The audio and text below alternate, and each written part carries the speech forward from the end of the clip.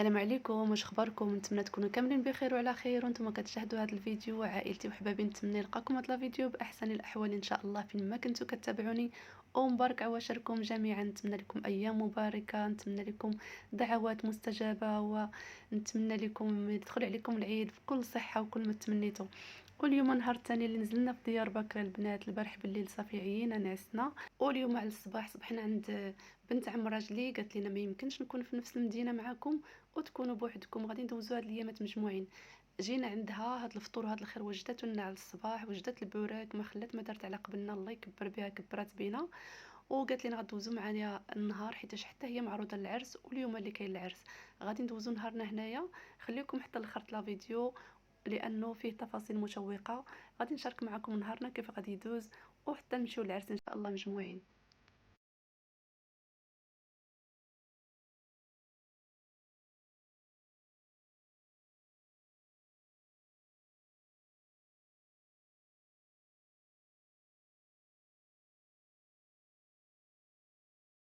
وما شاء الله عندها الجريدة في الدار، جلسنا درت لنا الفطور قدام هذا المنظر هذا وهذه الإطلالة. هزيت كاسي مشيت نوريكم الوريدات، ما شاء الله عندها وريدات بلديين في هذه الحديقة هذه. خديت لكم غير هذه القطة، الصراحة ما قدرتش نتمادى في التصوير نصور كلشي لأن الجريدة فيها حويجات شخصية لهذه السيدة، وكنحاول نحترم خصوصية الناس. غير عجبونا هذه الوريدات قلت نشاركهم معكم. ودوزنا واحد النهار زوين، ملي كتلقاي مع الحباب سبحان الله وكتلقاي مع الناس اللي طيبين وقلوبهم بيضة بحال قلبك، كيكون نهار زوين وما كتحسيش بالغربة وما كتحسيش انك بوحدك، كتحسي بحال وسط عائلتك. والحمد لله.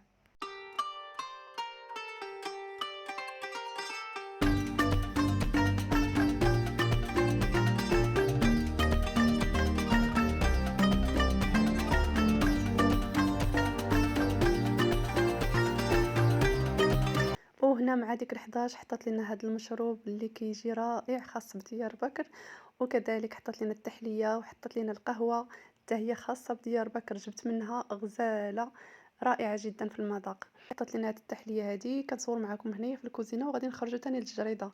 الجليسة الوحيدة اللي عجبتني وفعلا كتريح النفسية هي ديك الجريدة، على ديك الشجر وعلى الورد. صراحة ما قدرتش نصور لكم كل شيء، خديت غير ديك اللقيطة فاش وريتكم كاستاتي مع ديك الورد، ولكن راه ديك الجريدة كتريح النفسية فعلا. وجلسنا شربنا القهيوة وهاد الشربات ديالهم وجمعنا، وغادي نشارك معكم بقية تاع النهار. خليكم معايا.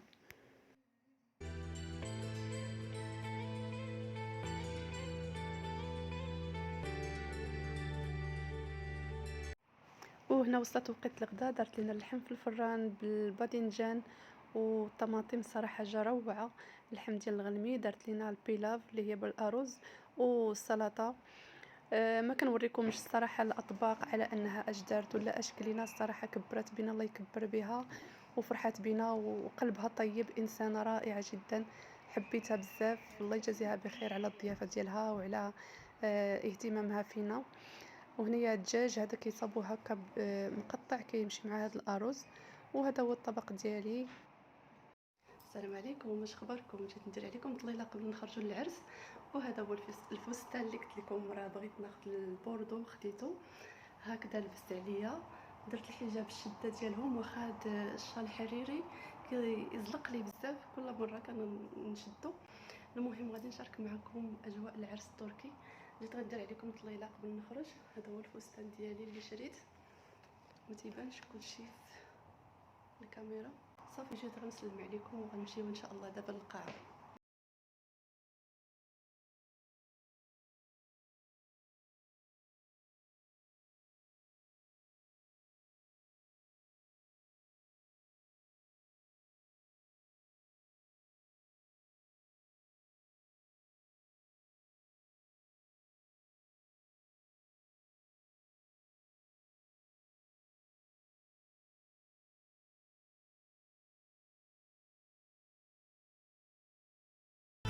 تتقولوا لي رايكم في لاغوب اللي خديت.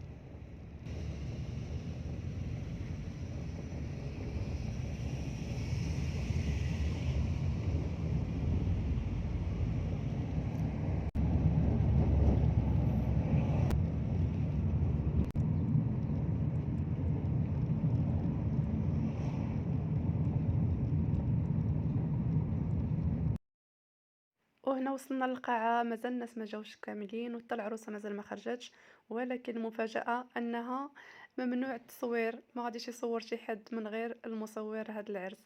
صافي خديت لكم القطع هنايا وريتكم غير راسي، غادي نوريكم غير راسي بركة، وغادي نسرق واحد القيطات اخرين حتى تشوفوهم معايا.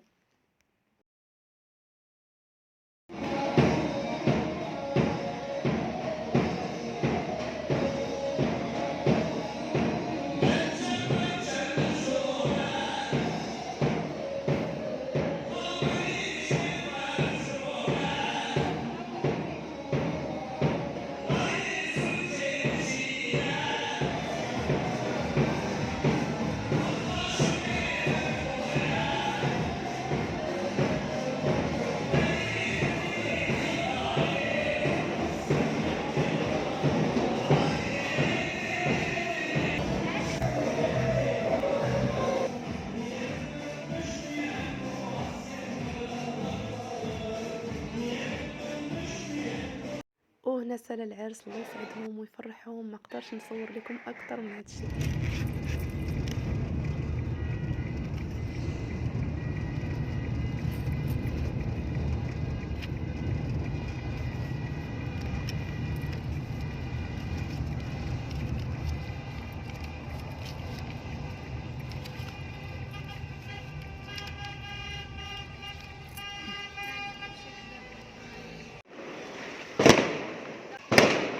وصلنا العروسة دابا، سمعوا الرقيق.